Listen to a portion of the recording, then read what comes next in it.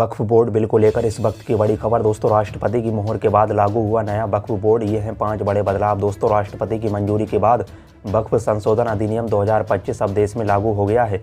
यह कानून वक्फ अधिनियम 1995 में व्यापक बदलाव करता है और वक्फ प्रबंधन को अधिक पारदर्शी, समावेशी और जवाबदेह बनाने की दिशा में बड़ा कदम माना जा रहा है। इसमें महिलाओं को संपत्ति में अधिकार देने से लेकर कानूनी विवादों को कम करने जैसे 5 बड़े बदलाव शामिल किए गए हैं। तो आज की इस वीडियो में आपको बताते हैं पूरी खबर विस्तार से। और अभी तक आपने हमारे इस चैनल को सब्सक्राइब नहीं किया तो लाल कलर में दिख रहे सब्सक्राइब बटन को दबाकर पास में नोटिफिकेशन बेल को ऑन जरूर कीजिए। दोस्तों, राष्ट्रपति द्रौपदी मुर्मू की मंजूरी के बाद यह उम्मीद विधेयक 2025 के नाम से कानून बन गया है, जो वक्फ अधिनियम 1995 में संशोधन कर गैर मुस्लिम और महिलाओं को वक्फ बोर्ड में शामिल करने, संपत्ति विवादों में न्यायिक हस्तक्षेप की अनुमति देने और वक्फ प्रबंधन में पारदर्शिता बढ़ाने जैसे अहम बदलाव पेश करता है।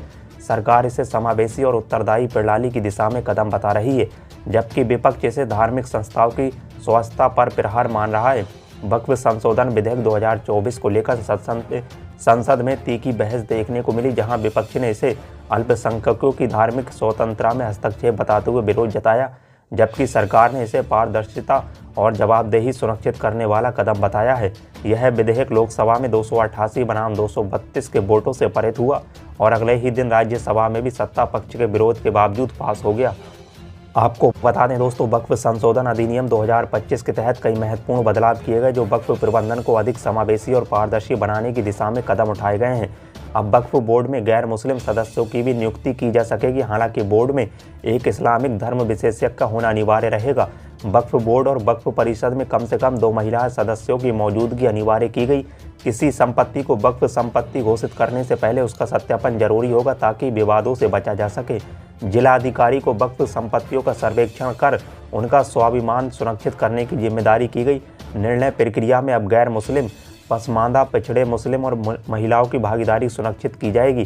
कोई भी व्यक्ति यदि वक्फ बोर्ड को संपत्ति दान करता है तो वह कम से कम 5 वर्षों से इस्लाम का धर्म अनुयायी होना चाहिए।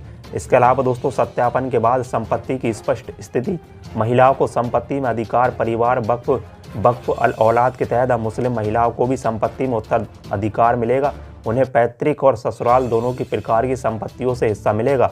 विशेष रूप से विधवा, तलाकशुदा, अनाथ महिलाओं को पारिवारिक संपत्ति में उनका कानूनी हक सुनिश्चित किया गया है। सत्यापन के बाद संपत्ति की स्थिति स्पष्ट, जो संपत्तियां वक्फ के रूप में वैध रूप से दर्ज हैं, यदि उनका सत्यापन सही पाया गया तो वक्फ की ही रहेंगी, बशर्ते वे विवादित या सरकारी संपत्ति की श्रेणी में न आती हों। कानूनी जटिलताओं में कमी।